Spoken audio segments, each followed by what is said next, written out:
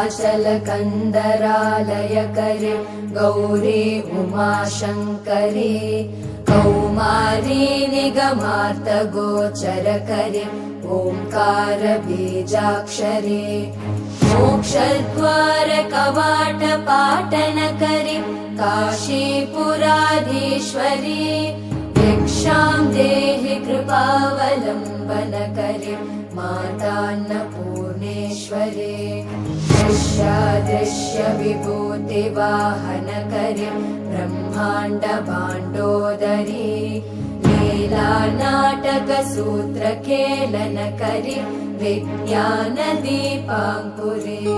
श्री विश्वेश मन प्रसादनकरी काशीपुराधीश्वरी भिक्षां देहि कृपावलम्बनकरी